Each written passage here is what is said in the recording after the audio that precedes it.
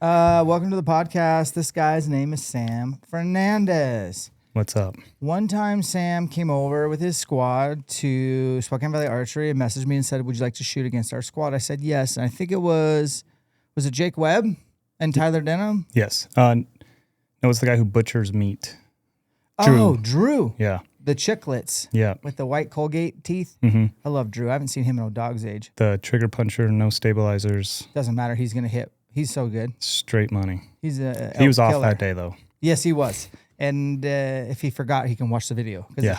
It's all captured. And we met your squad. I met Ty. And then who was the guide? Wade. Yeah. Yep. Wade Booth, Bear Trail Lodge in Alaska. Yep. He's a pilot right now, not guiding as much.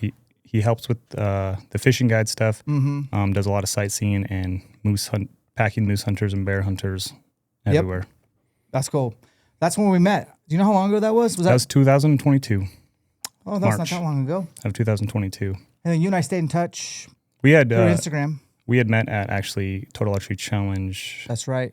2021. Was that Big Sky? Yeah. Yep. And then at some point we actually, I went hunting with you 2 falls ago a little bit. Like I went whitetail hunting with you for a couple days. Yeah. November 22. Yeah. Or 23. 22. Then I took a year off and then I came back last year for more days, and that was fun. And I'm probably going to try to pester you to go this year a little bit. So, in fact, I'm hooking them up with some trail cams to go put out in this area to get better inventory. I don't think you can trail cam kill a deer there as far as like, a deer's going to do this or that, because we hunt them in the rut. Yep. But I think it'd be cool just to kind of like put them out in some areas and maybe just learn more about what they're doing. Yep. So we can name the I know Big what they're Ten. doing. Yeah, we want to give them weird names. I think we know what they're doing. Yeah. I think they go out and feed in that food source. Had some logging in the area though, so I think that could change things. Patterns are going to change a little bit. I think we can use it to our benefit though, because Can I ask you a question? Yeah. What was left to log? Right. What? I think it's going to push. Is there any trees left? There are, but you can see like almost 300 yards through the area now, instead of like 100 to 200. I'm getting a decoy. I watched you shoot your buck via a decoy this year, like a real 3D decoy. Yeah. I was in a saddle 100 and something yards away. Yeah, maybe even less.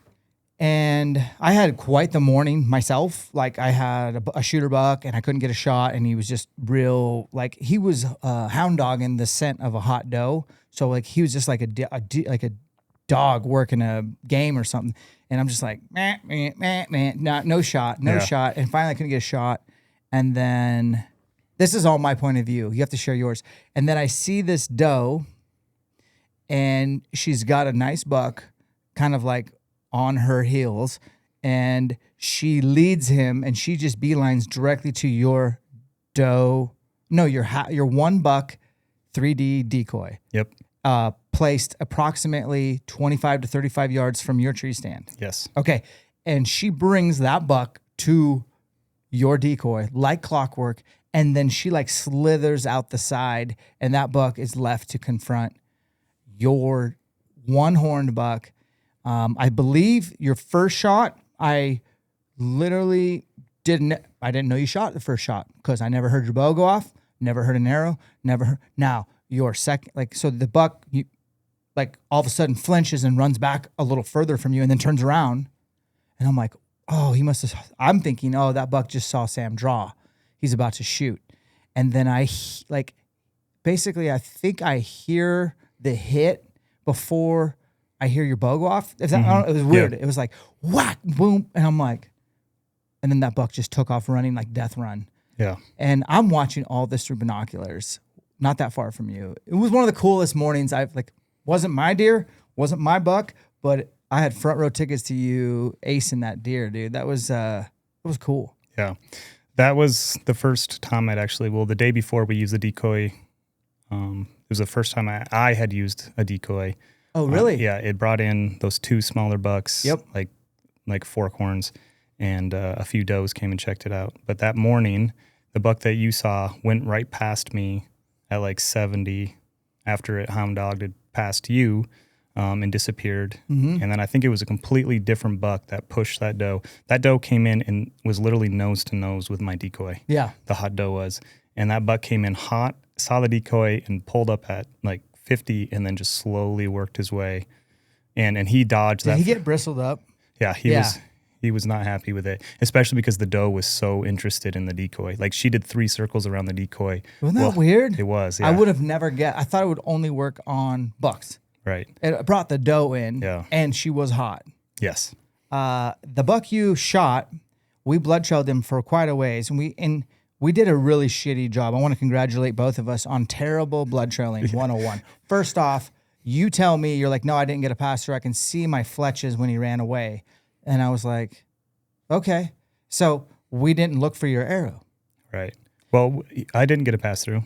I found his arrow like 200 yards into the blood trail. Did you? Yeah. Okay. Well, what color were your veins? White. Okay. So you didn't get a pass through, so we weren't looking for an arrow. Yeah. We did find blood, and then we finally found blood at the fence, like good blood, and then it just got better and better. And it's cold. It's November. And then it went on to private, and you had to do some phone calling to get permission. Didn't take long. Nope. I was impressed. Shout out to you for having the right numbers in your phone and having rapport with neighbors. And we got on that piece, and it's just like all of a sudden could not find a drop of blood. Yeah. It was baffling. Did you ever find another drop after we stopped? No. Yeah. Not from where we were at. 0 blood. I mean, I spent 4 hours within a 30-yard radius on my hands and knees. Mm-hmm. And then another 2 hours, like just cross-sectioning the entire property. Yep. And then I'd say it was probably about 1 or 2 when I pulled off, went, grabbed my saddle stuff, and I'm like, all right, there's been a lot of ruckus going on, our scents everywhere. I'm going to go just hike a mile or 2 and find a pinch point and just saddle for the rest of the evening and rattle a little here and there. And I'll just advance the story to literally got in this new to me set. I'm using my saddle system, and I see a buck on a doe's ass cruising, and he's probably 200 yards out, and I throw the glass up, and I'm like, I think that's Sam's buck that he just shot. And I could see veins, like the vein of your arrow sticking out of the top of its lungs. And I was like, I thought you had pink veins, and I could see pink, and I'm like, that's blood. That's his arrow. Holy crap. And so I think I might have just not called you right away. I watched him for a little bit longer. And then he came through and got one more time. I got one more good look at him closer. And I was like, Sam, I'm looking at your buck. I thought it was your arrow. It's not your arrow. It is pink lung foam all over the shoulder. Like, you know when foam from the lung, I know you know what I mean, but for listeners, like this thing had a swath of lung foam on the exit side, I believe. Yeah. And I'm like, your deer ain't acting like 100% healthy right now. Like looks like he's hurting, but he's also hound dogging a doe. Yeah, still chasing deer. And I can see where your arrow, I think you got one lung maybe. Yeah, he went a little more parallel. He was quartered away when I shot, and I think he turned away from me a little bit, so I'm pretty sure I just hit that one lung. I mean, the arrow buried probably 20 inches plus. Mm-hmm. When I found the arrow, it had blood all over the fletching. Like it didn't, the fletching never made it into the cavity, but he was bleeding so much that it soaked the fletching in blood. So it was that deep. He ended up dying like within hours of me seeing him last, but how far did he make it from where I last saw him? 1 point, like 2-3 miles or something like that. Yeah. On one. Sorry. No, from the shot. Yeah. From the shot, he made it another mile. He made it a mile. From where you saw him, he made it like 50 yards. Yeah. Like I saw him. I just literally saw him chasing a doe, and he dipped into the creek. Yeah. We didn't know that he never was going to come out because he's going to die. Right. And so, whitetail are tough. Yeah. You literally shattered one of his lungs. Like I could see lung foamy froth on the exit. Yeah. And I thought it was like, man, that's bright pink veins. And then, that's foam juice. Yeah. Crazy. That's, I think the testosterone just kept him going, kept him pushing. Mm-hmm. It was with a 2-inch expandable, 1-inch, called a evolution hide broadhead. That's with the hide? Yep. Yeah, those things are undefeated for me on deer. Yeah. One long, I mean, it did eventually kill him, but it just not as fast as we were hoping, obviously. Yeah. And you're running glue-in hides this year. Yeah. Versus, was that a screw-in? That was a screw-in. So the glue-in I only use for elk, just for that extra, because the bottom of the screw-in hide is a little thin. Yeah. And it can bend. I've had it bend when I shot an elk 2 years ago, hit it in the shoulder. I mean, it cut right above the knuckle in half on an elk, but it bent. Yeah. It still got like 8 inches of penetration. Yep. After it went through the shoulder. So, I mean, it did kill the elk, no problem, but that was almost at 90 degrees right. From bending. So, but that glue-in does not have any weak spots on it. So I'll shoot a screw-in on the deer all day. I mean, I've never had an issue with it bending or anything like that. Same. So I have glue-ins for elk, screw-ins for deer. I use the screw-ins for bear as well. Nice. Yeah. Really good results with that. I use the Fury. I like the whitetail. Have you tried the whitetail Fury? No, I'm just going to for deer this year. I'm using Fury on deer. Insane entry exit. Do you know Dale? Have you ever met Dale at Tax? Yes, I did. Okay. He's a cool dude. I bought the screw-in. I'm not the screw-in. The glue-ins from him. Okay. At TAC last year. With his collar. Yep. So you got the 175 with the 10 aluminum, 10 grain aluminum. Yeah. That's what I'm running. Yep. And you're on a VAP TKO. Yes. That's a good arrow. Great arrow. Yeah. I've shot that arrow before. It's the toughest arrow I've used. Today, in fact. Yes. I shot your arrow. Yeah, and you smoked the 10 ring. Yeah, but you used my arrow and got 11, I think. That's true. So I just want to throw that out there. Yeah. Was it the arrow or was it the archer? I think it was the, for my case, it was definitely the arrow found the 10. Yeah, of course. For you, it was the archer. No, it was cool. So I guess we'll give you guys some backstory on Sam. So Sam is a pastor. Sam loves the Lord. Sam is expanding the kingdom of God. He is at a non-denom church. Yep. In Florence. Yes. What's this called? It's Florence Carlton Community Church. Very cool. And it's not a huge church. Nope. 300 got a great people. parking lot. Yeah. 300 people around there. Archery targets somewhere out there. Yes, I have an archery set up. I shoot archery every week with our youth group. Oh, cool. I use it as a discipleship tool too. So I teach one-on-one archery lessons to young men who need some direction in their life. And when you're not preaching the good word and being at the church all week as your full-time job, you also decided to be a part-time bow technician at Straight Six Archery. Yep. Shout out Straight Six, Casey Smith.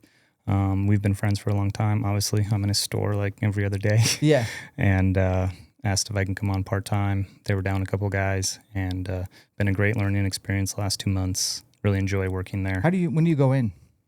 What times? Yeah, like how I don't see how your schedule fits archery, but what days do you go in? Saturdays and Fridays and Saturdays, and then a lot of like Wednesday afternoons. Okay. Yeah. Do they just like, hey, Sam, here's a new purchase, put this thing together, get it tuned? Depends. Like if I've sold the bow, yes. Okay. Other than that, it's like, here's a project for today we want you to work on, get it done. And then once I finish that project, it depends on what else needs to be done that day. I could go on right on to the next project. We do a lot of strings.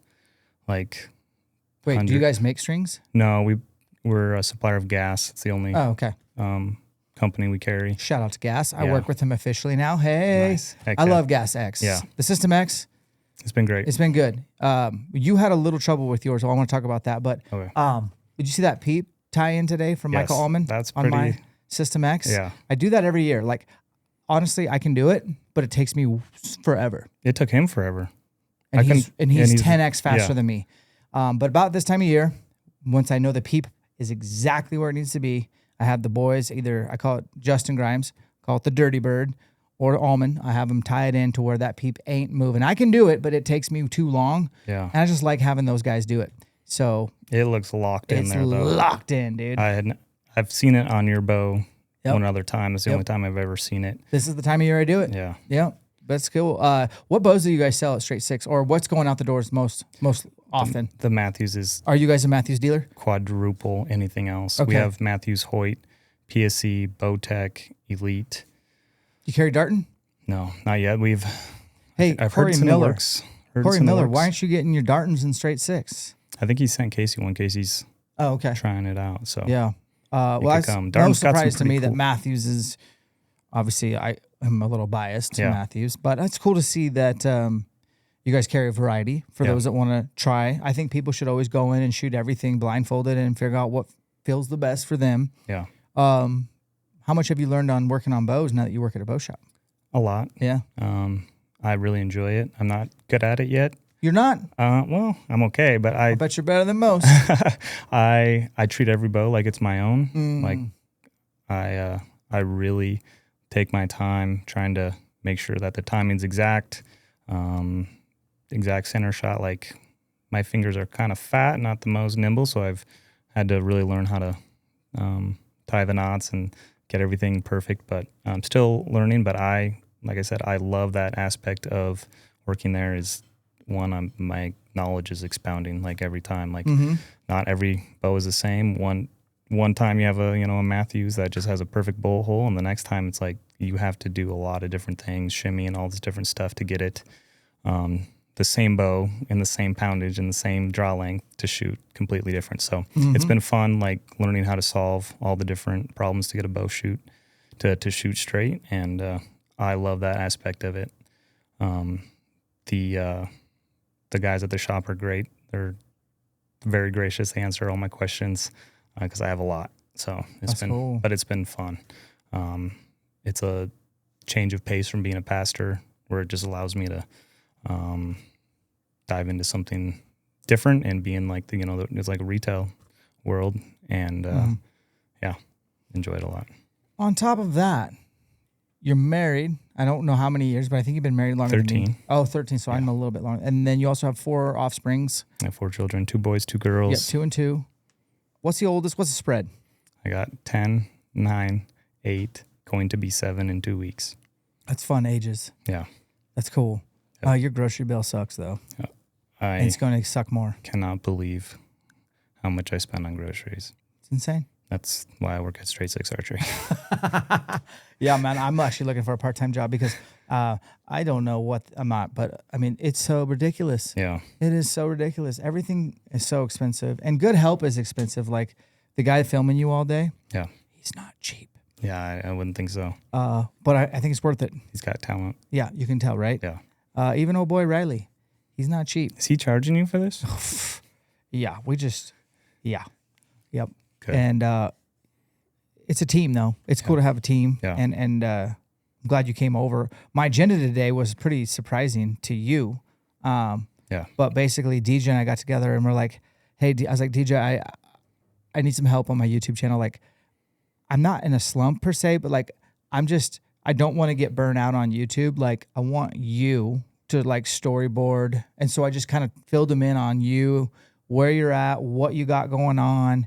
And I was like, I just want to tell a Sam story today. And he was like, all right, let me think about it. And then he comes in today before you get here with the most amazing storyboard. Like he knew exactly what he wanted to do. Yeah. And he took it to a level that I haven't. Like he wanted me to ask you all those questions that he asked you himself. He wanted me to ask you those today. Gotcha. And I'm like, that's not going to work. Like me and Sam are like bow hunting bros. We're going to bro out. I mean, we might talk about the Lord a little bit. We'll talk about our family a little bit, but I'm not going to ask him how he feels or how that made him feel. Right. Like that's not really my strength. Yeah. And so that's why we had you do the pre-interview today. Gotcha. Did he catch you off guard with those questions? A little bit. Yeah. I was surprised. But it was a good surprise. I'm excited for this film. Yeah. I expected shooter bows, talk about bows, keep it about the bows, which is totally fine because I love bow hunting, but getting to talk about my story a little bit, my struggles, I was not quite prepared for that, but I thought it was great. It's good. We all have a different story to tell, and you never know who you might inspire to for real, either to reach out to the Lord again or to pick up bow hunting, whatever it is. Mm-hmm. So, yeah, it was fun. Well, let's get into it a little bit. You wanted to play college ball. I did, more than anything in the world. Anybody that knew me from the time I was 7 years old until the time I was 19 years old, I had a football in my hand every single day. So you're the high school quarterback? Was, Class B high school football. Florence, Montana. Yeah. We ran the triple option, flex bone. I did a lot of running, scored a lot of touchdowns because I was a little too selfish and kept the ball instead of pitching it. I'm sorry, Greg Brown. I should have pitched you the ball more. But they probably bid on that fake. Oh gosh, that was I tell people today that's how I made All-State, was being able to pull it from the fullback. We had a great fullback. He could run anybody over. Teams would literally stack the box and just crash onto our fullback. His name was Brian Slingsby. He was a tank, and I could hand it to him for the first 4 or 5 times. He'd get 5 yards of carry. They would all crash in on him. I would pull that, and then I scored a lot of like 70, 80, 90-yard touchdowns. Yeah, track. It's a track event. Yeah. Is it 8-on-8? No, it's 11 on 11. Okay. Yeah, it's actually the biggest division. There's 30-plus teams in Montana just because. Right. It's not like the most populated state Yeah. in the world. So you grew up in Florence-ish area? Yep, Florence, Upper Woodchuck Creek. So you've seen it change incredible over your lifetime, because I think I was complaining to you last time. I was like, dude, like if I want to drop down to Idaho from that way, it sucks now. Yeah. Like it takes forever. The traffic's bad. Yep. The traffic is really bad. There's more and more intersections. It just takes just getting through that. It's always busy. Yeah. Always. It doesn't stop. It's just growing and growing. But the cool thing about that valley is that there's a guy I know that age 6 had a cool thing happen where his dad's quiver broke, and his dad said, "You hold this quiver."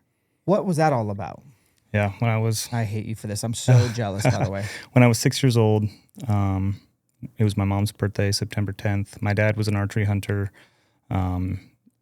Us children, I think he had like 5 or 6 at the time. I can't remember who exactly was born yet, but I was the third oldest. I had 2 older brothers, and my brother Joe and I were constantly like asking my dad to go hunting, like take us hunting, and he would take us on like a little walk and then be like, "All right, you go back to the house. I'm gonna really go hunting all the time."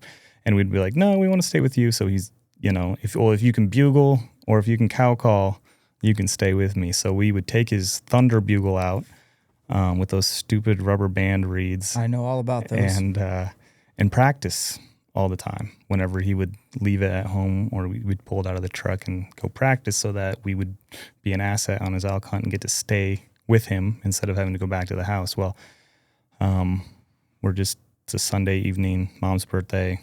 We're practicing bugling behind our house, and there's a spring about half mile from our house. We live 4 miles from a paved road, off the grid. Off grid. Sick. Log cabin, generator, hauled our own water, no running water or electricity. This is why you are who you are. Okay. Good upbringing. I like it. And so, like it's not like we're in a neighborhood or anything like that. That we have a few neighbors, but they're a ways away. Mm-hmm. And a bull answers our, 6 and 8-year-old bugles back. And at first we were like, "Oh, that's probably another hunter," and we like keep on just practicing. Well, us continuing to practice just fires up that bull, and he starts screaming his head off. And it's like, "Oh, this is not a hunter." So we went and tell our dad. He comes out and is like, "It's a hunter." And we're like, "No, we really think it's an elk, Dad." And so he comes and listens, and he's like, "Oh, that is an elk." And so he runs to his truck and grabs his bow, and he can't find his trigger release because my dog had taken it and just chewing on it. And I'd seen it that morning, like on the porch. So I run and find his trigger release and his quiver. Somebody had stepped on it, getting into the back of his truck a few weeks before, and broke his quiver bracket. So it doesn't stay on his bow. So he hands me the quiver, and he makes my brother Joe, who's 8, who's a little bit better at bugling than me, stay behind him. And we run up this logging road, and he stops my brother and says, "Just keep bugling right here. Don't move." And we move up about 100 yards and set up. And this is 150 yards from our house. And this 5-point bull comes 19 yards. My dad shoots him in the heart while I'm sitting there holding his quiver watching. And that was my dad's first animal with a bow and his first elk. I'm just 6 years old watching this, and I'm immediately addicted to elk hunting for the rest of my life. Oh, so that's the best story ever. Yeah. Seriously. I've heard some good ones. Yeah. That one I could hear that one all the time. I love that. And somebody got your dad into archery, and little did they know what that would stir up into you. and all your friends. It's crazy. And then after, let's see, I've seen, I don't know, I guess we've been in touch for 4 years. Yeah. Okay. And in the 4 years, I feel like you always get an elk. Like I always get a text from you, you get an elk. Yeah. I think I'm 6 or 7 6 in a row at least. Yeah. Okay. So I'm not making shit up. Like, you always get an elk. Yeah. I just kind of count on it. Like I usually get a picture from you somewhere along the way. Right. It's usually in September. Yep. And it's like, yeah, dude, get it on. Like, yeah. Let's talk about trail camology. I'm a huge fan of trail cams kind of in the off season. And I typically like the DS4K non-cell to leave soaking for a year so that when I do finally hike in there to come and get it, that I have a year's worth of intel, not only when the animals arrive in the spring, but when they leave, when winter starts to hit pretty hard, how many predators are in the area, the animal densities, trophy potential, as well as hunting pressure. The cellulars are awesome too, where legal, and get a dual SIM, so AT&T and Verizon, so that you can get transmissions regardless of the towers. The command app, super easy to operate. Stealth Cam is my favorite, especially the DS4K. Head over to their website and let them know that ELKSHAPE sent you. Easton Archery, Easton, USA. I've been to the factory and I've watched firsthand American materials with American labor. Easton makes great components, great archery tools, but my favorite Easton arrow is going to be the Easton 5.0 for Total Archery Challenge, Spot and Stock Antelope. And then my elk arrow is an X10 Parallel Pro, which is arguably my all-time favorite arrow. It has the greatest tolerances, and I love that it's made here in the States, and I don't think any other arrow manufacturer can say that. Peaks Equipment makes all the cool stuff for the backcountry that you need to check out. So let's start with the most important, a really good headlamp. You can get the Duo, which is a white or green or a white and red light, 3 settings per, and you can make sure that it doesn't turn on in your backpack. Has great battery life, super bright. We depend on that in the backcountry. They have awesome trekking poles, which post ACL surgery, I'll be living on those trekking poles, which will get me in the mountains and keep me out there longer. Gaiters for keeping all your stuff underneath your boots dry, keeping you in the field longer. They make the best TP out there. They have an awesome stove that integrates. They have several options that you can choose from. Easy to set up, great shelter options, and much more. Head over to Peaks Equipment. Use the discount code ELKSHAPE to save 10%.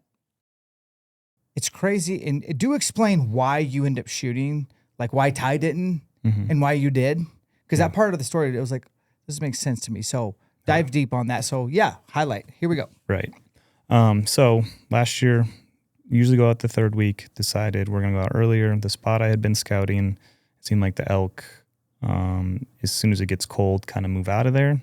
So it was like we got a snowstorm in September there last year, and all the elk we were above the elk. They just pieced out? Yeah, they pieced out. We didn't see, we got back almost to the truck, and then we started finding the elk at closer to the trailhead. Right. With a ton of sign where we were, but it was snowing. So I think it just pushed them down into a lower elevation. So I said, well, if we go back the first week of the season, I mean, there was wallows everywhere, great sign. It was like we can, I think, get into a bunch. And so we went out the first Monday of the season and immediately get into elk. And it's like, this is a good spot. We changed locations a little bit by a few miles just to get closer to water. And first thing in the morning from the trail, I mean, I got 3 bulls bugling. It's like, this is good. We get about 150 yards from a bull, have a hunter push down into the situation, kind of spook that bull off. Do you think that hunter knew you guys were there? Mm-mm. Yeah. He had no idea. Yeah. We ran into him later. Okay. And so we switched sides of the canyon. Is that a down up? What's that? Yeah. Or is that a side hill way around? It was back down to the trail because we had climbed up and then up the other side of the canyon. Ew. Okay. So not too bad of a hike. Yeah. But yeah, we had not wanted to do that, but it was like, if this guy's here, let's go. Because we had heard some other bulls on the other side of the canyon that morning. So it was like, let's get away from the hunter, get back into the elk. Yep. And got into another bugling bull. And my friend Ty, who I've been kind of bow hunting with almost exclusively, with exception of some whitetail hunting with some other friends, but he's my elk hunting partner. Love it. He's the only one that I really have elk hunted with much since in the last 5 years. He's the only one who will take off the time, not have to hunt weekends. I hate hunting weekends, too crowded. So he will take off the time. He hasn't shot an elk yet with his bow. Okay. Shot a couple of deer, but hadn't killed anything, I think, in 2 years. He got married, just new job, like hadn't made it happen yet. And so that morning when the bull was coming in, I just felt like the Holy Spirit was like, you need to let Ty be the shooter. And I was like, no. Are you sure? This is my spot. I'm the one who scouts it. This is my setup. And next thing you know, something pushes in and ruins the situation. And I was like, okay, I thought that was a done deal. I need to listen to God on this. So across the canyon, it was funny. As soon as I had that conversation with God, I was praying as we were sitting there resting on the side of a hill. And it was like, okay, whatever situation we face for the rest of the day, Ty gets to shoot first. And immediately we walk into 2 bull elk 50 yards away. And so I'm trying to get Ty to come up to shoot this elk, and Ty's not getting the hand signal, and we missed the opportunity. And it was like, I'm practically like whisper screaming at him. I love whisper screaming. Ezekiel. Yeah. And get over here, What's your name? Yeah. Yeah. So we sit wallows for the afternoon. It was hot. Yeah. I had ran into one cow all by herself, which was a little funny. Funky. But yeah, for the first week of September, I would expect her to at least have, a couple friends. Yeah. Baby, no, just all by herself. So I was a little like this was the spot. Like, where's, the elk seemed to be somewhere else. So we were headed across the canyon to the last point we had heard the bull bugle that morning to say, like, let's go find him as he's getting out of his bed this evening. And we run into those 2 bull elk again. And I give them a few cow calls, and both of them just immediately run in to 50 yards. And I had a shot, and it was like, let Ty go first. So I stepped to the side, called Ty up. He listened this time. And sure enough, the bull, 50 yards, Ty executes an awesome shot right behind the shoulder type of deal. It runs off, and we actually heard it crash, but we couldn't see it. And I told Ty to stay exactly where he was standing when he shot, so we can try to find blood easier. Yeah, that's way better. Yep.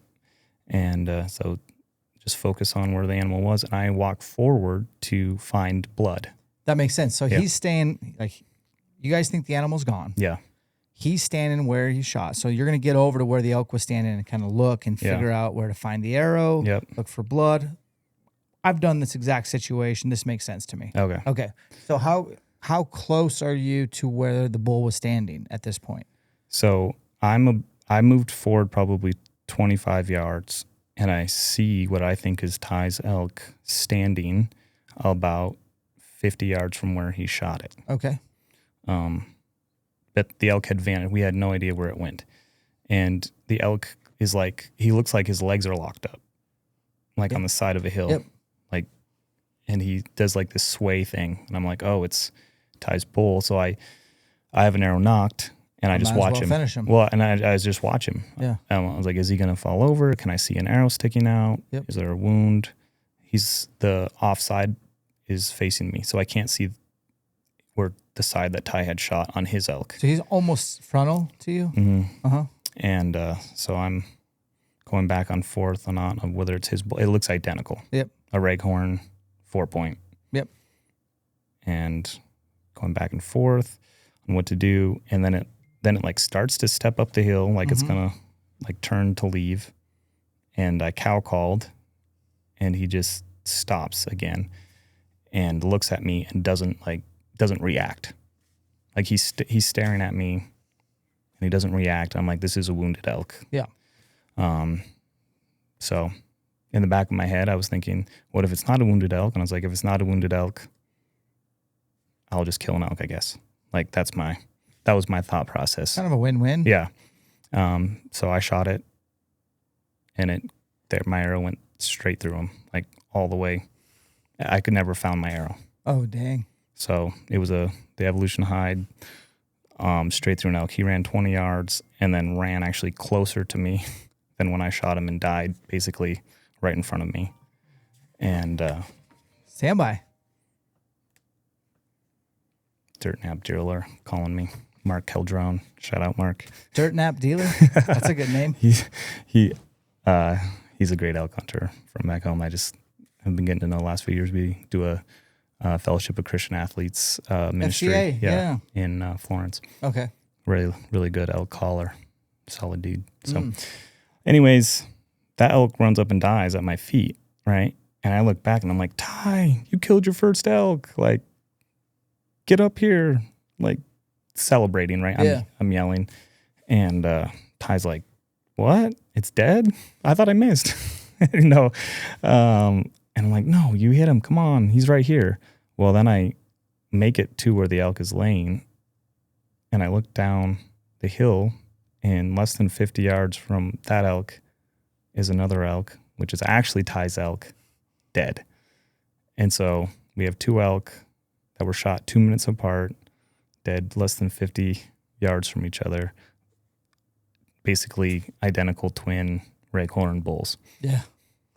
And you got some miles to and go put we got on, son. About 4 miles, a little less than 4 miles, back to the truck. So, okay, at this point, shout out to Ty, first bull. Yep. You were there, probably responsible for this opportunity a little bit. Yeah. Because it was your spot and you did some calling, but you guys worked together. Yeah. Great. Yep. He's a great dude. All that's cool. And it does, I know you were looking to shoot a bigger bull that year, but you at least, I mean, bird in the hand, meat, you do have 4 kids. Yeah. Like, great. But you now have 2 bull elk on the ground. Yes.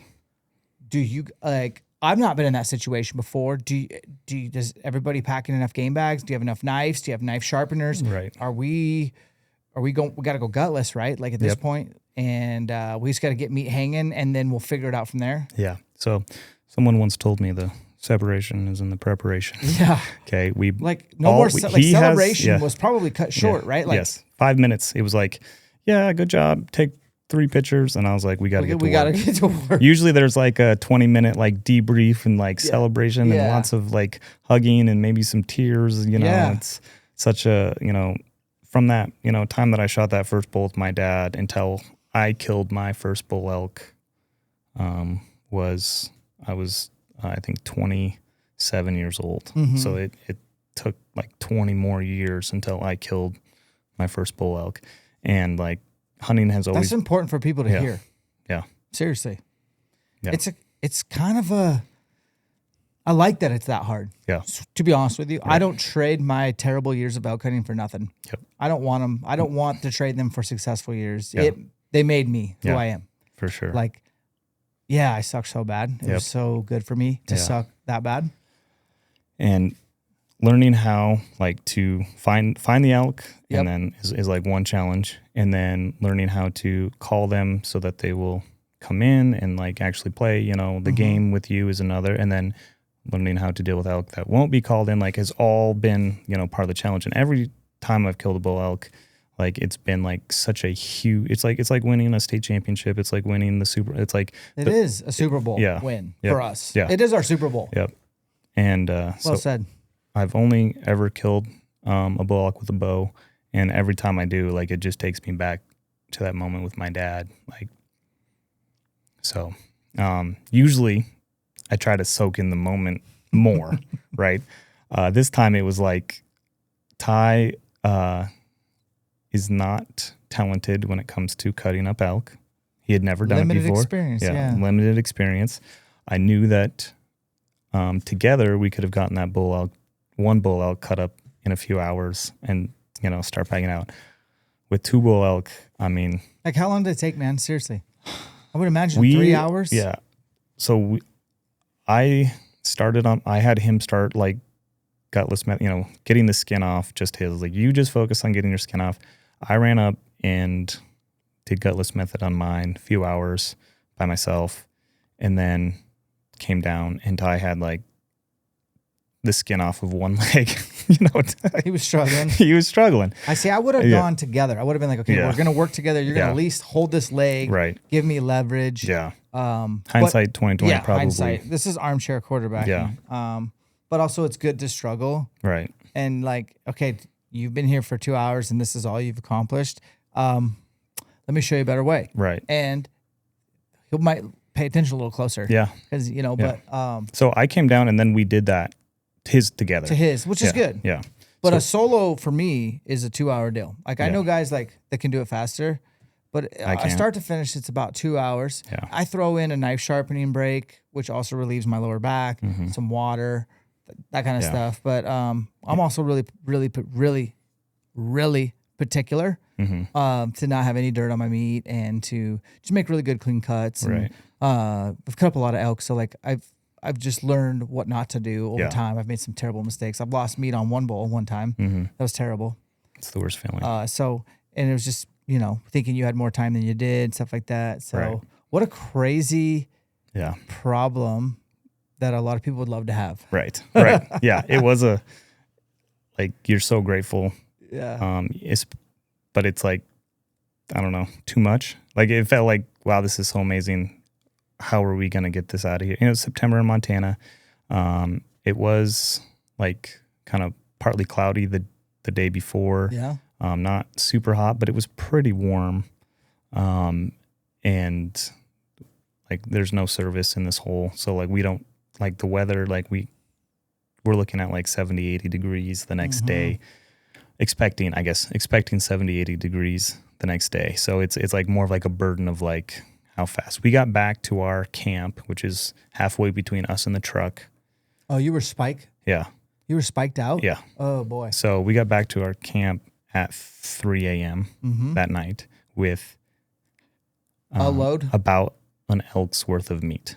Oh, you guys went hard. Yeah. So we left on like about an elk at about 150 yards from the kill site to give us space from bears. And we took as much as we could back to our camp, hung that meat up, spent the night, and then took that load out to the truck in the morning. And then I sent Ty to get ice for the coolers. And then I went back in and got caught in the craziest hailstorm. Oh, you did? Ever. How far did you make it? Quarter-sized hail for like an hour. And where were you at that point? Were you at your spike camp? Yeah, I was in between the spike camp and where the... And was spike camp pulled? Yes. Okay. Yeah. So you're just in the elements. Yep. It lasted an hour? Yeah, an hour. And it was lightning everywhere. Oh, yeah. And it was like, well, I can either stay here and stand under a tree or, I mean, it's already looking like another 3 a.m. type of day. So just walked through the hailstorm. Screw it. Just screw it. Let's go. I mean, the lightning was probably... That's what's scary to me, right? Yeah. Especially hiking poles and everything like that, walking in the lightning by myself, like, let's just go. Nothing else to do. Went back and we had just left the heads attached. Like, it's this... You don't have a raghorn bolt. Saw. Yeah. So I did bring a saw back in. Smart. I went, cut off the antlers. That'll skull save cap. A lot of weight. Yeah. Skull capped them. Grabbed then I think it was 2 hindquarters. And then I went out. And thankfully I had asked Ty, I was like, hey, you can call this person, this person, this person. Maybe they'll come help us. And ended up my brother, he's the one who called in the bull elk, which is funny because that's awesome. Yeah. For my dad, he doesn't really hunt anymore. Like, what? It's funny. Like, he's the one who called in that elk and was like super into it when he was 8. Just lost interest.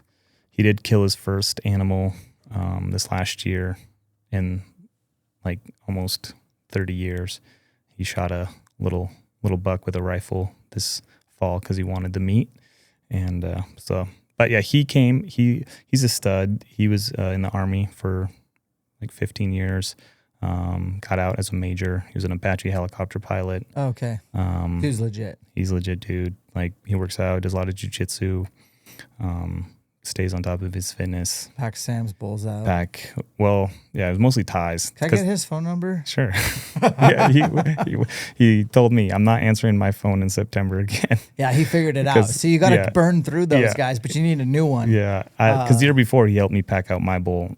Yeah. In 2023 with my heart stuff, like, I was not hardly training at all, and I climbed to a top. Should you have elk hunted in 2023, Samuel? Debatable? Debatable, yeah. Debatable. My wife was. What's going on with your heart? I know we talked about it on the YouTube video, but the guys listening here probably haven't heard, like, you got a hole in your heart, man. Got a hole in the heart. I got a POF, which is. POF. Everybody technically has one until they're a few weeks old. Yep. When you're an infant, and it closes on its own. At least it's supposed to. 25% of the population, it doesn't close. And depending on the size of the hole that's left, they either patch it or they say, just deal with it. And the doctors had basically told me, it's too small. It shouldn't affect you. We don't want to risk surgery. But I couldn't hike like more. I used to do like 12-mile days elk hunting all the time. Yeah. Without like thinking about it and do another one the next day day after day. Yeah. And I mean, I couldn't do like a 4-mile day without like just extensive like breaks. Like I do 2 miles and just like have to take a break. And which was why when you said, should have I hunted in 2023? I don't know. Depends on, probably not, but it was like, I'm doing this. It's what I love to do. And, so climbed a little bit higher than I probably should have. Shot my nicest bull that I've ever shot, actually. And that was the year that you were going to come hunt, but you got really sick. Dude,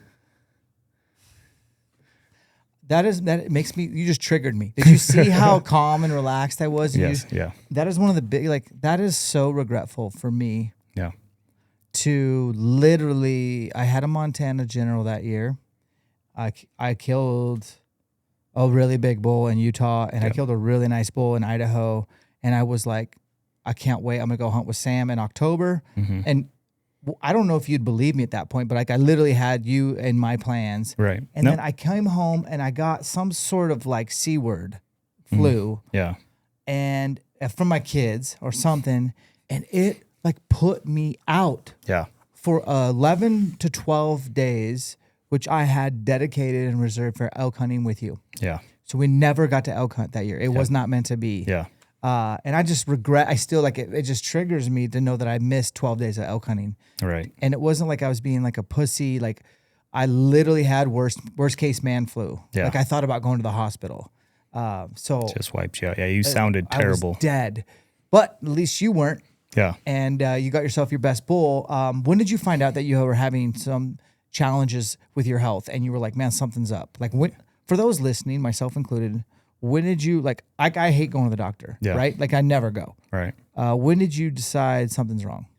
Well, I was playing some basketball at the YMCA, and I had like heart attack like symptoms after, like not in the middle of a game. It was like after a game. I was getting a drink, checking my phone, like getting ready to go up to the weight room upstairs. And usually I'd play basketball for like 2 hours, and I'd go. Is this the gym by Mark Livesey's house? This is the YMCA. Okay. In Missoula. Yep. So getting ready to go up and lift weights, and I was like, I should play one more game. And I stood up to go rejoin the game because my team had won. If you win, you stay. And like my heart rate like spiked like super high, and I was like, oh, that's weird. And the game starts, and I like half ran, half walked down the court, and my heart rate went like I had my watch on, and it went to 200. And I looked down and it says 200. I was like, 200 beats per minute. 200 beats per minute. And I was like, okay, never mind. So I went and sat down and just like tried to breathe slowly, and my heart rate was not going down. So I was like, okay, I'll give it a few minutes. So I just sat there and watched my heart rate stay around 200 beats a minute. I started having like pain in my jaw, my jaw started locking up. I had pain down my right arm, which is like all the signs of heart attack. And I was like, okay, maybe I'll go to the hospital.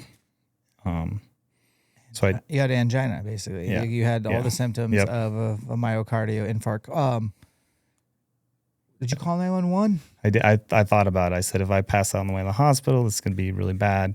I was going to thought about having one of the strangers at the noontime basketball league drive me, but it was like, no, I think I'll be okay. Like, so I called my wife and said, hey, she was sick, like at home in bed sick with something.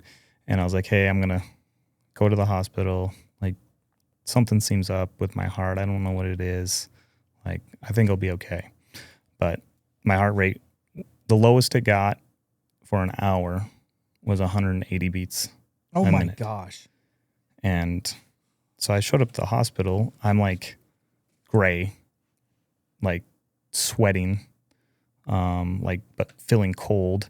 Still had the pain in my arm. You're like every symptom. Yeah. Dude. Like you're literally. Yeah. And Did you walk into the ER? It was like a movie walking into the ER. Like the girl's chewing gum and she's like, how can I help you? Like, hey, I think I'm having like a cardiac episode of some sort, like a heart attack maybe. My heart rate's super high. They usually take that shit pretty serious. And she goes, no. She goes, okay, fill out this form. And oh my! And hands me the form, and I'm like, okay, I can't. Like I'm not gonna fill out your form. She's like, okay, date of birth, like, and so she like types in the form for me on her computer instead of having me write it down. And she's like, all right, they'll be out. So I'm like right now, they'll be out. Okay. So I go this is terrible. Sit down in the waiting room, and my heartbeat goes back up like to 200, and I'm like, I don't know how long. I guess I'm dying in the ER room today. And so I went like 15 minutes later. I went back and checked in with her, like, hey, this feels really serious. Like, it would seem like you would want to get me back there as soon as possible. And she's like, we're busy today, okay? Like, okay. So it was like about a half hour later, they came and got me. At that point, my heart rate had finally dropped down to about 150. So I had like calmed down. Like the pain in my arm had gone away. I was still like sweaty and like just felt like nauseous. They did an EKG and they were like, something seems a little weird, but we don't know. Let's have you come back. We'll test you for a few things. Took some blood. They tested for troponin. No blood thinners. Nothing. Not right away. So they tested a couple of things and came back and said your troponin tripped for being slightly elevated. Will you wait? Do you have some time? Will you wait? Like, not like, hey, you should wait. They were just like, if you have time, you should wait and we'll test you again. And I was like, I got all the time in the world. Like, I just felt like I went through a heart attack. So sure. Yeah. And so waited 4 hours later, the number had doubled in the troponin level. And they were like, well, if you can swing it, you should stay overnight and we'll test you in 8 hours to see. So I was like, okay, sure. Like, I felt like I just almost died. I will stay here until you can. Did they get you a room? No. They put me in like this. This is a really good advertisement for Missoula, whatever it's called. And so they moved me. Well, it was like there's this section of the hospital. I forget what they called it. It's like the in-between. It's like not the ER, not like the regular hospitals, like this where they monitor. It's a halfway house. Yeah, basically. For people trying to die. And so they're like, if you have any chest pain or anything like that, let us know. Well, like 10 p.m. This all started at about 2 p.m. So at 10 p.m., my chest I had a lot of chest pressure and pain. I was like, hey, I have chest pressure and pain. They're like, we'll give you some nitroglycerin, like probably make you feel better. Yeah. They did, and it did make me feel better. And I was like, oh, well, what does that usually mean? Like, people take this for their heart all the time, but what does that mean? And like, we don't know. We'll find out, maybe we'll do some tests tomorrow, depending. Well, at like, I think it was 2 a.m., I woke up to chest pain again, and my heart rate was headed to 200 beats a minute again. Heck. I pushed the call button for the nurse, and before the nurse can get in the room from the nurse's station, which was like, I remember pushing the button, saying, "Hey, I'm not feeling good," and I like had to sit up to push the button, and then that like I woke up. I think it was a few minutes later, and there's like 12 people in my room. Oh, damn. Like nurses, doctors. Yep. And they're like, "How's it going, buddy?" It's like, "I'm all right." Like, "What's going on? Like, what was that?" And they have an EKG printed out. And they're like, we don't know, but something's up. Yeah, that's all they can say. Yeah, and you know that, obviously. Yeah, how old were you when this happened? That was 2 years ago, so 34. Okay. Yeah, for a 34 guy who's been an athlete his whole life and fit and in great shape, and it's just weird that this all kind of... And since that day, you've spent over $200,000. Luckily, you have insurance, but still trying to figure out what the H is going on with your heart. Yeah. And it seems like now you've been down to Texas, I believe, or is it Arizona? Arizona, yeah. The Mayo Clinic, Right. 6 times. 6. Multiple visits. Where are you at on this journey right now? Right now, there's some sort of NASA aerospace testing where initially they had diagnosed an atrial septal defect, which is a hole in between the chambers of your heart. They changed that diagnosis to a POF. I forget the official term for that. That's what my wife told me yesterday when I was like, "Yeah, Sam's coming over. I think he's got a hole in his heart." She's like, "Oh, POF." Yeah. They don't say that. They say POF. She's used to be a nurse. Nice. Well, she's still a nurse. Right. But she's not a nurse anymore. Yes. But she still corrects me. Of course. We don't know what POF stands for. I forget what it stands for. Yeah. Okay. They changed it to that, and they said, well, it's this size. I think it was like, I forget the measurement, 50 mm's or something like that. We don't operate unless it's 100. That's the minimum that we operate on. Okay. For the size wise, and I could be wrong on the unit of measurement. Unit of measurement for that, but basically it was half the size of where they start doing surgery. Okay. And I've never been able to return to 2022 Sam, I guess, for how much I work out, how hard I'm able to push myself. Today we pushed ourselves very hard in the ELKSHAPE HQ gym, sir. Yeah. I thought you did I didn't know what to expect because I know you've been battling this stuff, and obviously I don't want you to die at my house. Yeah. But we built up a pretty shitty workout, and you were getting it, dude. Yeah. Straight up, you got after it. Yeah. So you're doing pretty good, right? Yeah. Are you doing better than you were? Yes, way better than I was. Okay, that's good. There's improvement. Yeah. What I saw was impressed. Yeah. I was like, oh, dude, he's getting it. If I would have done that 2 years ago, I would not have been able to finish, obviously. Yeah. It's been a process of regaining. Like I said, my 2023 elk season, I couldn't hike 2 miles without taking a long how long a break? 10, 15 minutes minimum. Damn, minimum. Okay. So you've done these tests in Arizona. They won't do surgery, but you finally met somebody that was pretty legit, and it seems like they have a good... Yeah. Who is that, and what are they doing? It's the Mayo Clinic still. It was an off comment by one of the physician's assistants who said, "Have you ever gotten any aerospace NASA testing thing?" It was that's what we're calling tests now? Aerospace NASA testing things. "No, I haven't actually ever heard of that." And she goes, "Let me see if that's something that they want to look into."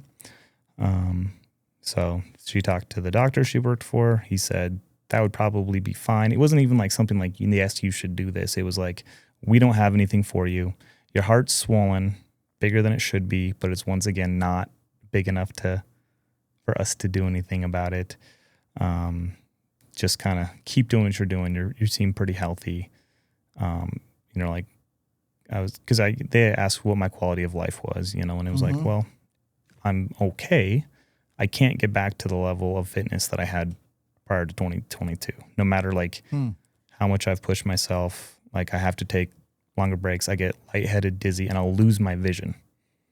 Like, strange. Like, so today, like, I think it was round 3 of our, 20-minute. Like, does it get tunnely? Yeah, it closes like you know how TVs used to shut off? Yeah. And it like get dark. Tunnel. Yep.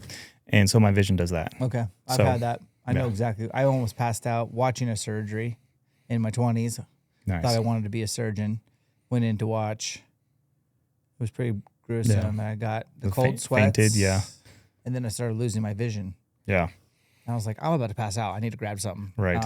Anyways, back to you. So this NASA testing, have you done it? I have not done it yet. I'm scheduled to do it in October.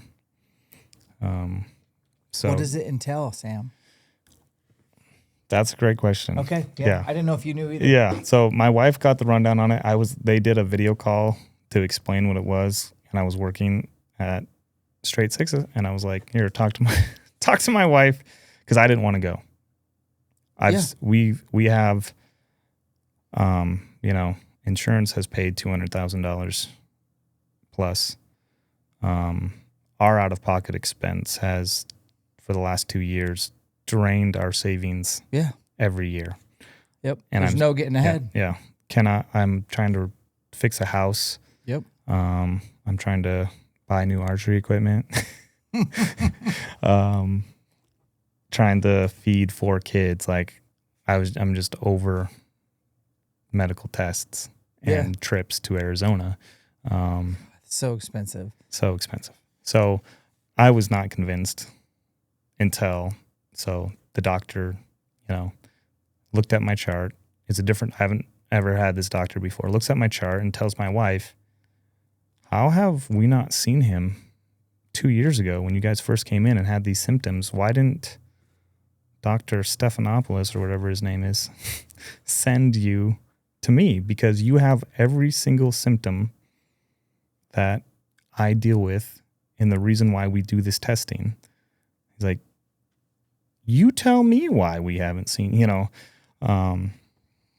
haven't seen you." So they said that they are very confident that if they do the testing, that under stress, like not just, because I've done stress tests. Sure. Done this bubble test where they basically inject bubbles into your blood and measure.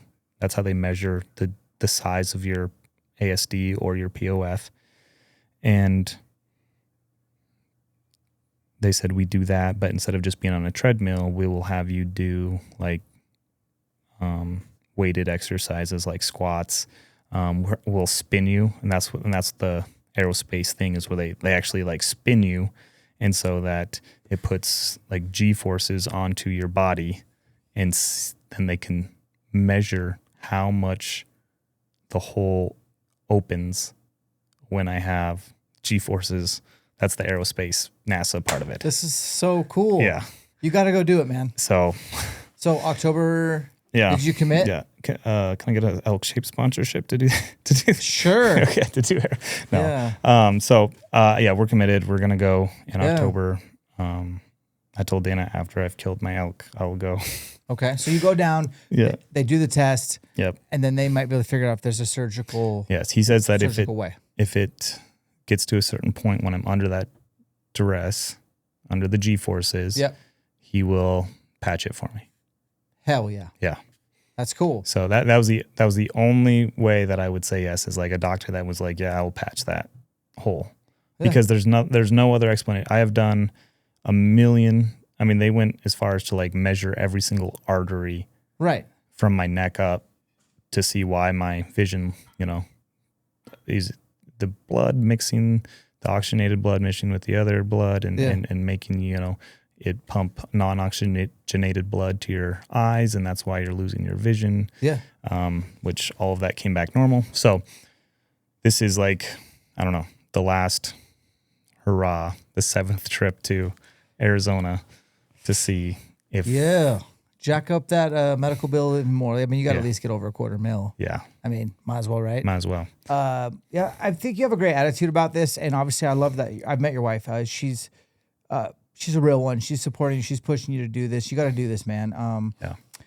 There's a couple things that come to mind. Like one, pastors, especially like even associate pastors, whatever you want.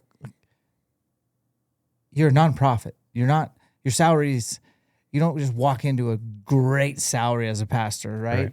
That's not why you do it. And then even a part-time job at an archery shop, like that's, money's not your objective. Right. The Lord will always take care of you. They'll always provide for you. You live in Missoula. I've been to your house. It's just big enough for how many people are living there. You know what I mean? Yep. But it's good enough, right? Yeah. And I always think that back to my childhood, that I never knew we at one point were like on food stamps.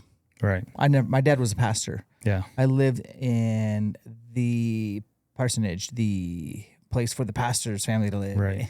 It's so small and tiny, and I never knew we were poor, man. And then when we moved to the next place, I think my dad was a pastor just a little bit longer. Than he decided to get a real job, get out of the ministry a little bit. Nothing like I hate God, and I'm not like, just more like we're not making it. Yeah. We're not making it. Yeah. So shout out to my parents. I never knew we were poor.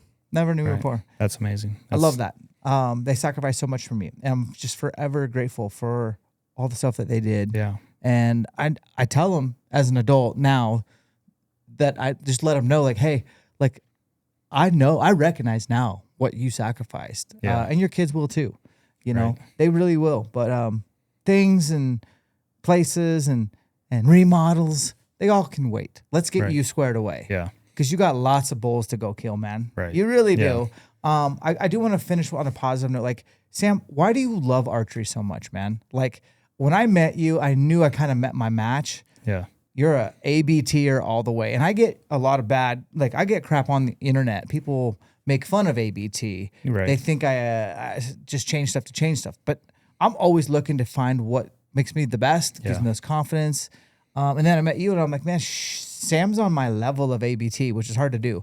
When did you get into that level of just geek out on archery? Yeah. So as a kid, I used to hunt squirrels with like this little red kid's bow that had like, it was like a recurve mixed with a compound. It was like some old kid's bow. A little hybrid. Killed my first squirrel and like maybe like a couple birds and a rabbit or something with that. Stealing my dad's broadheads off his stuff. Just loved hunting. Like, had watched my dad kill an elk, and it was just loved everything about it. And when I was a sophomore in high school, I was finally strong enough to pull back my dad's bow, and when he wasn't around, I would try to sneak that out of the house to shoot. My sisters always told on me. Sold me out. They sold you out. Sold me out. So, like, the love of archery started as a kid wanting to shoot bows with my dad. Yeah. And my dad was like, we had a couple of different like family friends who would come over, and my dad would usually always outshoot all of them. Like, my dad was from California, didn't grow up hunting, by chance moved to Lewiston, Montana, straight out of the military to go to like a little Bible college in Lewiston, Montana. Met my mom. They got married, and like my dad went from like California city boy to like just a Montana outdoorsman like overnight, basically. He worked on a ranch out by Drummond, and they let him hunt, and he shot a buck, and like that kind of got things started for him. And so I just remember growing up watching my dad shoot a bow and wanting to do it with him. So he got me this little red bow. I actually got it from my brother. And as soon as I was old enough to shoot it, like I would shoot it all the time, losing arrows like crazy, Oh yeah. And so that, like, from an early age, like 4 or 5 years old, when I could finally pull that little red bow back, like, just loved doing it. I would hunt squirrels for hours and hours and hours, not being successful at all. Little did I know I was being prepared to elk hunt, because the first, I didn't kill an elk from when I started, hunting, like got my own hunting license at like 16 to 20, it was like 26 years old, like did not kill a bull elk until then. So, Yeah. But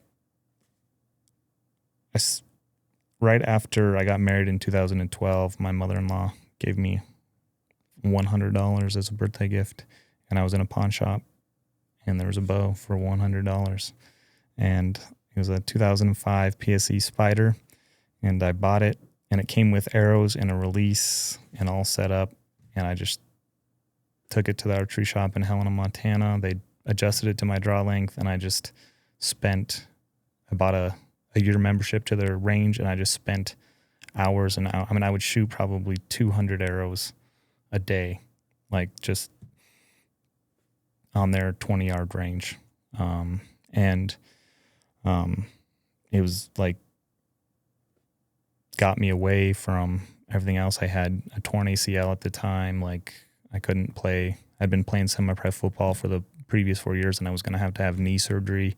And like, I couldn't play, like, I wasn't sure if I was going to get to play football again after that. So it was just like taking all of that passion I had for football, and like, it was like redirected slowly towards archery. And so I became obsessed. Shot my bow every single day, like 0 degrees Didn't in matter. my backyard. Yeah. So it was like $100 therapist. Yeah. It was like Seriously, like you spent $100 on one therapy Mhm. appointment that lasts you a lifetime. a lifetime. Yeah. That's so powerful. And I don't know, your nerding out ability, like you're all in. Yep. You know about all the cool stuff. I've always been impressed with your bow setups. Yeah. Honestly, like, it's like, dude, you sell out. Like, you work extra jobs. Like, there's not one thing on your bow right now. I'm looking at it. Like, it's fancy. Yeah. You like the best of the best. Yes, I do. And you shoot pretty good too. Yeah. Well, so you love archery. No, it's an honor to have you over today, man, and to share your story a little bit. It sucks that you've had a rough last 5 years, man. Yeah. And if you hung out with Sam, you wouldn't know. You wouldn't know that. I'm going to bring it up, man. Like, he lost his mom 5 years ago, I believe. Yep. To cancer. And I bet, is it September 10th? It's her birthday. Is her birthday? Yeah. It's probably a pretty important day to be in the mountains. Yeah. For you. Usually hunting that day. You damn straight you are. I predict you kill a bull on September 10th this year. I'll throw it out there. And then there's just these unknown medical things with your heart, which is super scary. Like, you could have died at the YMCA, man. And then just me being around you when I would never know any of that happened. Yeah. You just carry yourself. I don't think it's your faith, quite honestly.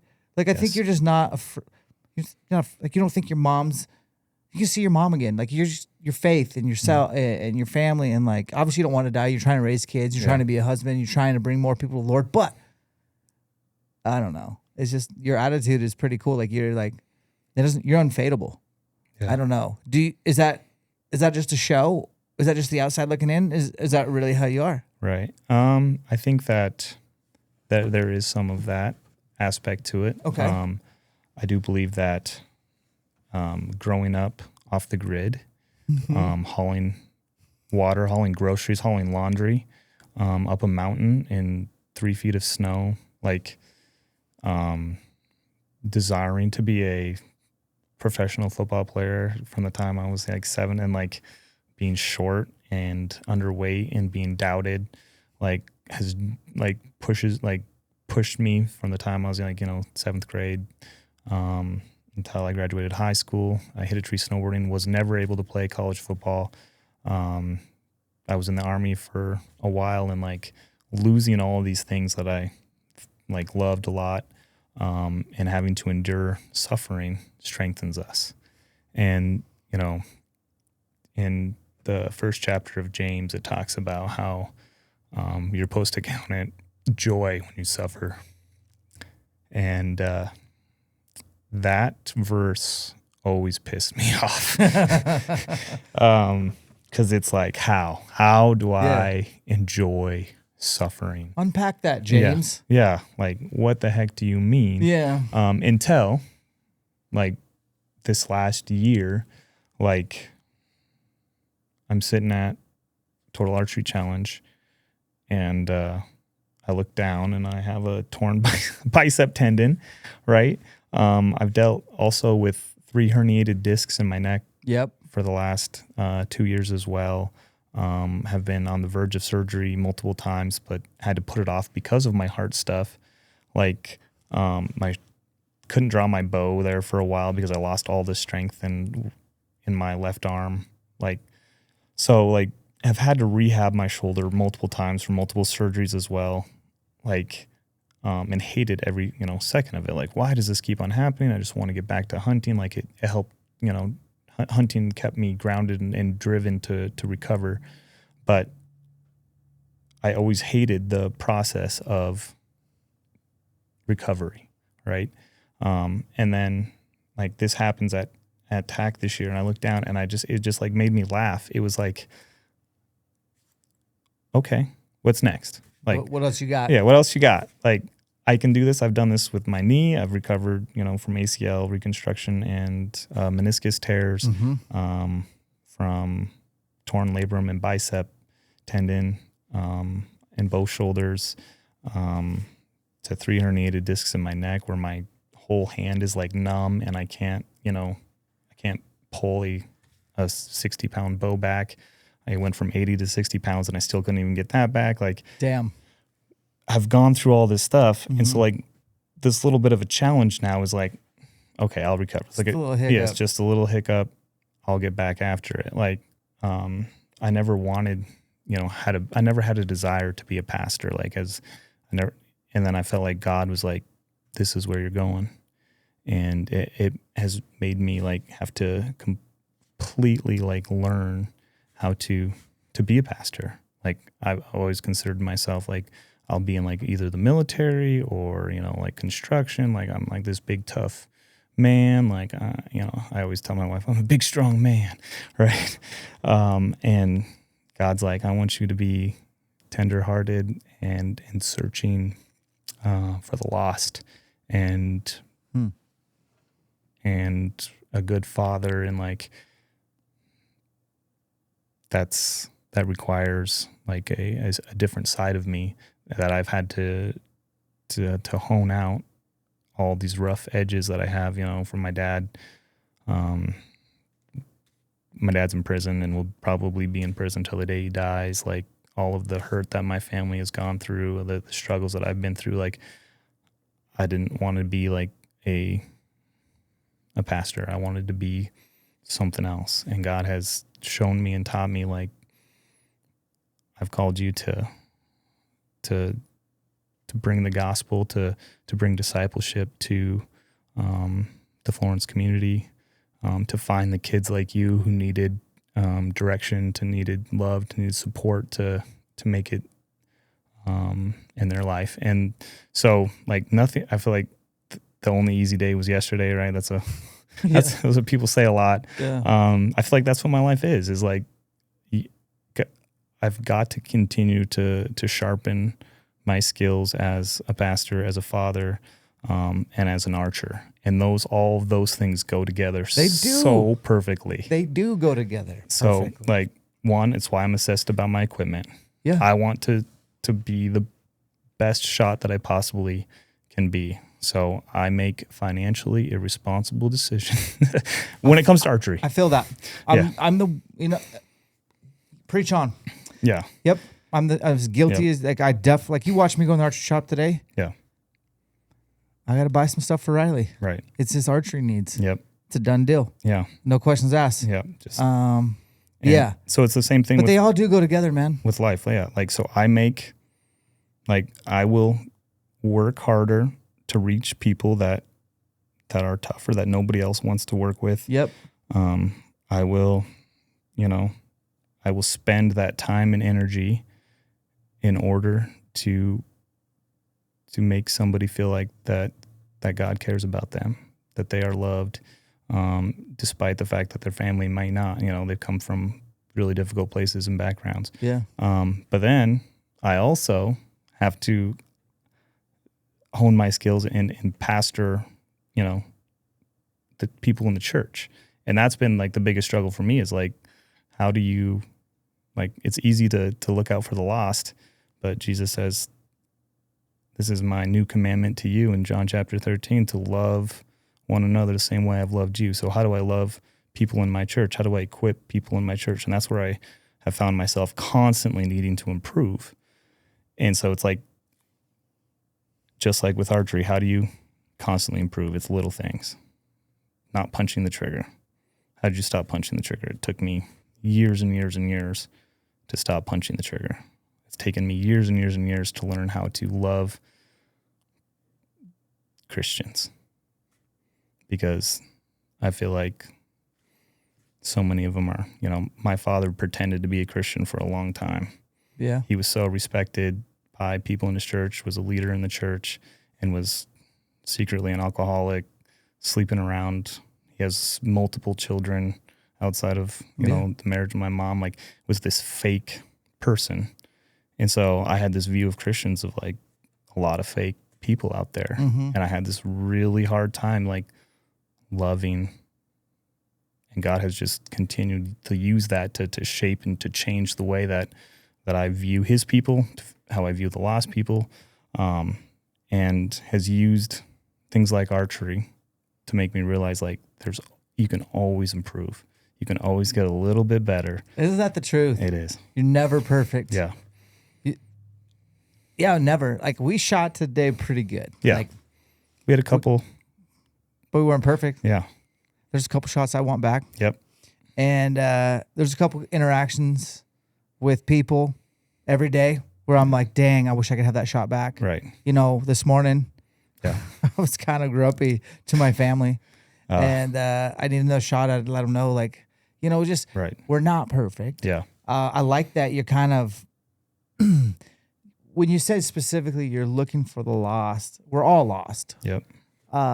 For sure. But the stereotypical people at church, whether you're Mormon or Catholic, Christian, I don't know, insert whatever, a lot of time it's the body of Christ at that church that are the hardest people to deal with. And they're supposed to be the easiest. Like they're supposed to be Christians. Like they know the word. They know they know how they should behave. And yet they put off the vibe. I put off the vibe. Sam, you put off the vibe that we're holier than thou. Right. Our shit doesn't stink. And you can do no right in our eyes, and we're just judgmental. And that is what keeps people lost. Right. That is what keeps people from not joining and being a part of this body of Christ. And I'm certainly guilty of that too. Yeah. But I think when like two men can sit down and have a real conversation, like we struggle here, we struggle there. Yeah, we trust God and we know that He's got a plan for us. But there are times, myself included, where I'm pretty much looking around, going, man, I'm doing a pretty good job. I'm kicking some butt. I think I'll shoot first. Yeah, I'm gonna shoot the bull first.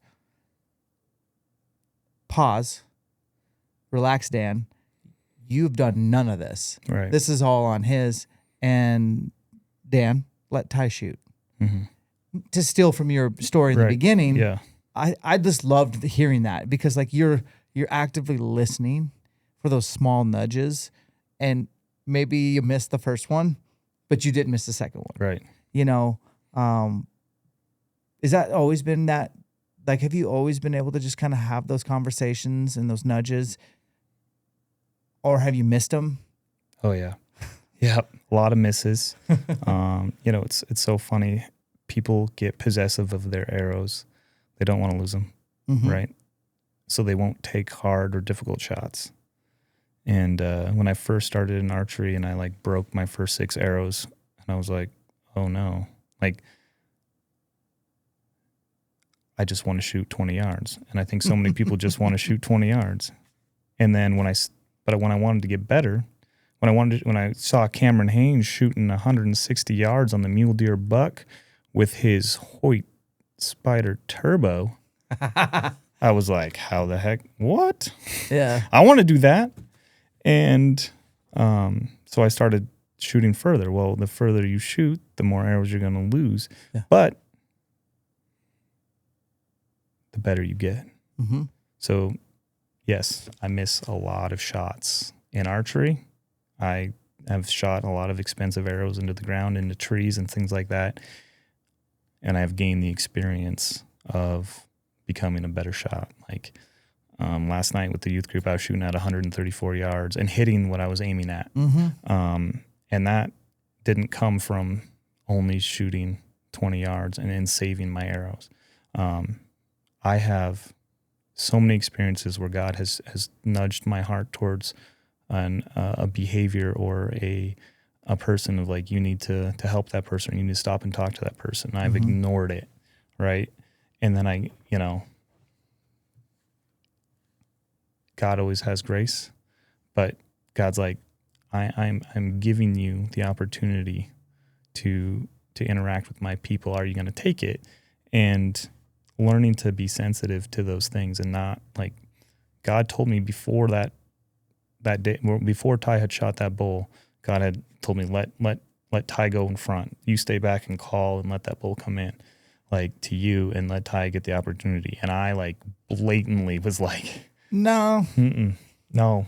that's not how it works. Yeah, I earned this, right? This is mine. And a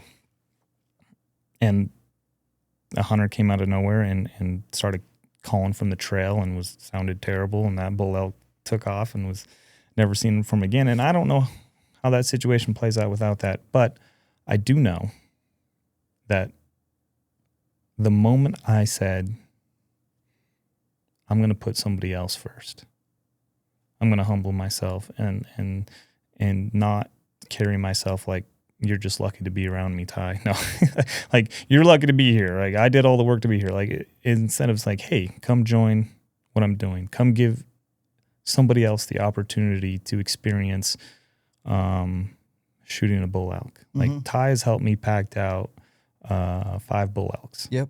He had never had an opportunity to shoot one himself, and he's been there. He's stuck with me through that. And it's a good friend. Yeah, good friend. So stepping back and allowing someone else the opportunity, humbling yourself, like, it takes that type of behavior to truly, I believe, truly reach people. Is a humbleness of saying, what do you need today? Like, even to a stranger or to other people in our life, is like, just think about somebody else. Yeah. Place them above yourself for a minute. And the more that I learn to do that, the more I have found that God uses me. The more that I'm able to humble myself and not worry about my success as hunting, but worry about other people's, or my success as whatever it is, not just hunting. Like, God has used me more and more. The more I humble myself and help other people, and that's a lesson I have to relearn every single day. Yeah.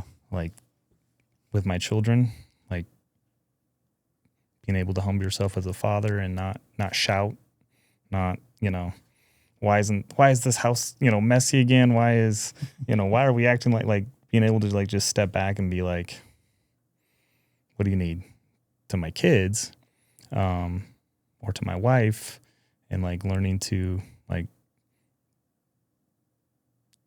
get rid of ego, get rid of like, it's all about Sam attitude that I have carried for a long time, because I'm that undersized quarterback who had to prove himself for a long time. Like, it got me through a certain dark time in my life when my dad first went to prison, and my mom had 9 children to take care of, and like, football and being a quarterback got me through that position in life. But carrying that chip on my shoulder through the rest of my life is not going to build the kingdom of God. Like learning to humble yourself and care about other people has made my life so much better than I ever was before. I don't know what to say. I can't follow that with much. Let me ask you, your mom raised 9 kids without, what year did your dad go to jail? So 2005. So I had 2 brothers that were 18. Okay. Or over the age of 18. All right. So I was headed into my junior year of school. Yeah. It was my first year as the starting quarterback. Attaboy. I was a hot mess. So angry at my dad and mom. Mm-hmm. My dad had attempted to rape my sister. That's why he was in jail at the time. And yeah, my mom, 8 kids, I guess. No, I can count. 7 kids.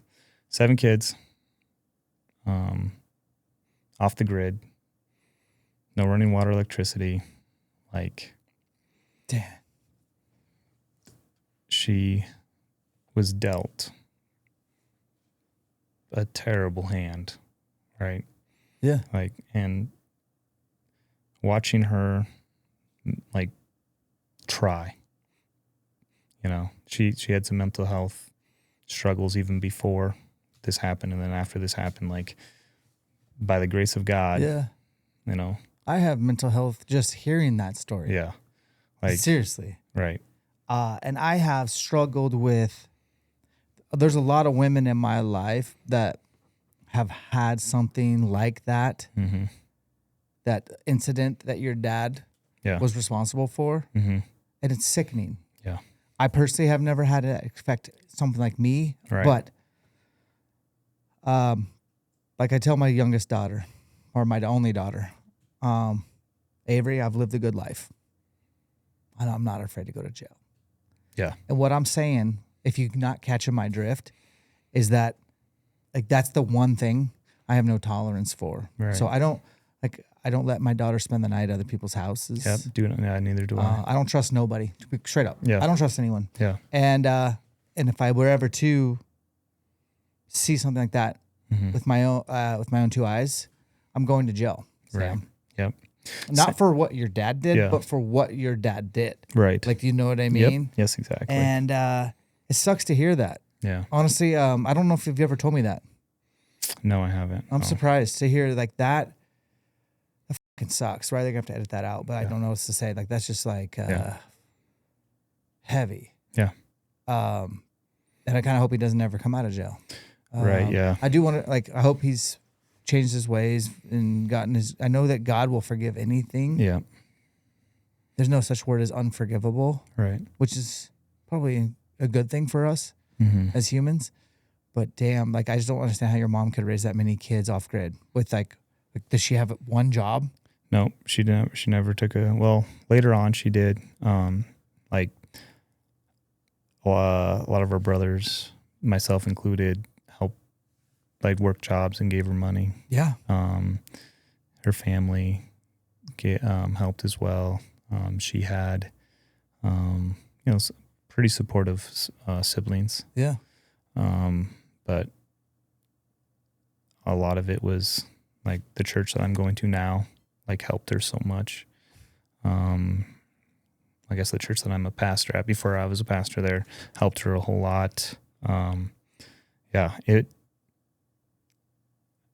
is like I said, my mom was dealt the worst hand ever.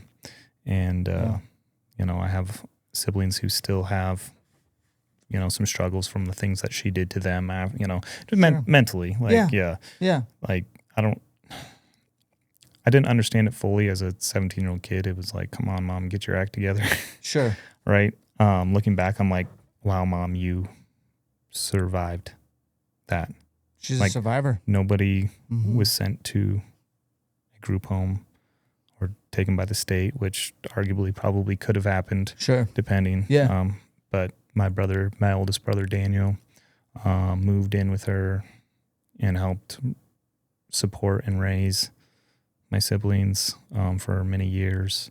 A lot of the siblings sent money, and she did work a little bit later on, but she survived cancer for 10 years.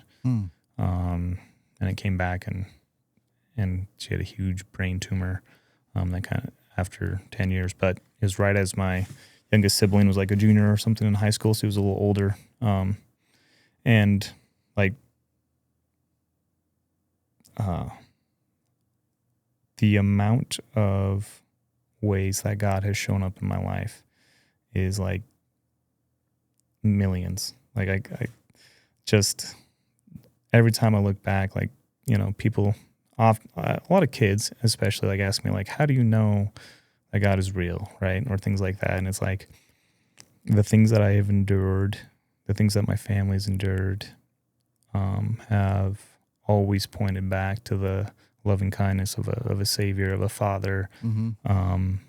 Not my earthly father, but a heavenly father that has looked out for me. And so that it just strengthens, right? When James says, let those things be joy, right? Like, didn't get it back then, but now I look back and I see all the different ways God has been in my life. And that's where I get that strength and that joy from. You know, you talk about like, willing to go to jail. Like, I spent the night. I mean, I'm just, dude, when I say that, I know I'm just not trying to make, like, I just want to tell you how passionate I am about protecting my daughter. I feel the same way. I feel the exact same way. That's what I'm saying. Like so when I was 4 years old, I spent the night at the pastor's house. Our pastor, when I was 4 years old, his daughter molested the absolute crap out of me. Yeah. And like, that is a whole different story, but it is the reason why I don't let my daughters around like certain people. Like I will, if anybody has any sort of like weird like interaction with my kids, like immediate like, they are never going to be alone with you type of like, it's a protective thing where I know the mountains of Montana really well, and where nobody will find a body type of. Yeah, you said like literally still in my lines, except for insert Idaho. Right. But yeah, not to get too heavy on this stuff, guys, but honestly, I'm not afraid to talk about any of this stuff because, like I said, there's a lot of women in my life that have been affected by stuff like what your dad was trying to do, and it affects them even to this day. And I'm trying to have like a daughter grow up in a world where that she doesn't have to deal with that. Yeah. A couple of my highlights from our conversation is the joy and suffering. And a lot of times life can be full of suffering. Yeah. No matter what. Yep. And I think it's a way for us to lean on him and not our own strength, not our own understanding. Yep. Which is good, right? Yeah. It's ultimately a good thing. Right. And this life is fast. It's quick. It's so fast. I mean, so you're going to suffer just for a little bit. It's okay. It's cool that you shared a lot of stuff that you didn't have to. My takeaways are I want people to know that you're just a good dude who doesn't really make excuses or ever feel sorry for himself. At least not to the public. Yeah, that's good. That's good. You're passionate about archery. You're passionate about people. And you figure out a way to kind of like blend everything so that you're shooting bows with kids at the church. Just being there for them. Yeah. Just like loving on them and hearing and being there for them. Listen, you're doing the same thing probably at the archery shop. Yeah. And you're taking your friends and your peers out in the mountains and you're going hunting with them, helping get their first bull. You're raising some kids and just trying to be a family man and be a provider. Yeah. Thank you for coming over today. Thank you for having me. Oh yeah, man. It's been on my calendar since Red Lodge. Yeah. This has been in the process for a few years. Like we've talked about this for years. Not to just make your head bigger or anything, but like in 2012, I watched my first ELKSHAPE video. You're carrying out a giant bull on your shoulders in probably North Idaho. It looks like North Idaho. Uh-huh. You're jacked, right? And I'm just like, I had, been hunting for years, hadn't killed anything. I'll never forget like that. And I was like, where can I, like, what's that guy doing? Right. Yeah. So I've been watching your stuff since 2000. That was my first year. Yeah. Starting YouTube. 2012. That's crazy. I got that next year, I got really into archery hunting. Yep. And it was like, it seemed like every time I would be like, I wonder what like this arrow setup would be, or like, what's that sight? Should I buy that sight? Should I not? It's like the next week you're doing a video testing this arrow, testing this sight, and it like, I was just immediately captured by, the ABT of like, how can I make my setup better? Yeah. How can I? And then like meeting you at TAC in 2021, you just a real solid guy. Like you were hanging out at the Caribou 112-yard shot. Okay. Thing like that. And with one of your subscribers, like supporting him as he's trying to do that, and just talking to my friend Ty about his arrow setup. Like, yep.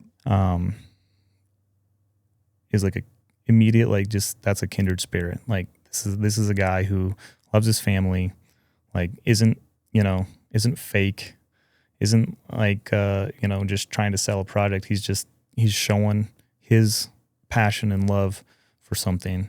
And it has made me,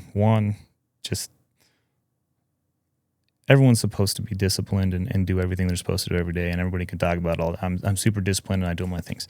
That's with the exception of football and archery, I've never had like discipline. Like fitness is something I love to do, but being disciplined in it has been really tough. Sure. Like, seeing someone else that is just like me, has a couple kids, had careers in different things, and had those things kind of go and pass and have to kind of re-navigate life, has always been a huge inspiration for me. And I thank you, because you have made me a better person just by watching you tinker with bows, hunt elk, admit when you're wrong, when you mess up, like, and I have like just appreciated the, just this small, start of our relationship till where it is right now, where, when you call me and ask me how I'm doing, like the day after Christmas, it's like, hey, Dan Staton's calling me and checking in on me, like, has made me like just really appreciate what archery has done. It's a special community that we're fortunate to be a part of. Yeah. So if you guys are still here, don't be mean to each other, because we all have, like, there was a guy at the archery range today. He may hear this or not. I don't care. He's kind of mean to us for a second, right? Like just a little awkward, weird, and funny interaction. Fast forward to the end, we finally caught up to him and shot a few arrows and hung out. Mm-hmm. And we had a great conversation with him. And he's a good dude. Solid guy. And he's passionate about what we're passionate about, which is loves cool. archery. Loves archery.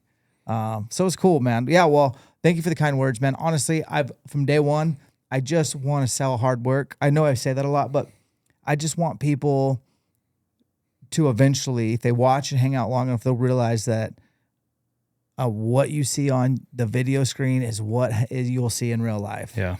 For better or worse. Right. I am who I am, and I love elk hunting. And that's our bond is, we love archery and stuff like that. And, you have a target bow, you shoot leagues and you change things. And you're one of the few guys I'll look at his bow and be like, ask you a question, like, why'd you do that? And and you have a good answer for it, which is cool. But let's say cheers to get your bull knocked down, get you a good one. Maybe Ty will get one. Yeah. And you'll have to open another pack out. Yep. Get that test done. Let's figure out what's up there. Yeah. And then You're only 3 hours away. Come back for a workout, and then let's do some whitetail hunting. You get those cameras out. Yep. And we'll see you in November. November. And then I'll come back over here. Yeah. Get it done. Sounds fun. Awesome. All right, guys. Separations in the preparation. This is my friend Sam. Check him out. We'll leave a link for his Instagram. And be on the lookout for our YouTube channel over at ELKSHAPE. We got a little mini documentary on him. Peace. See you guys.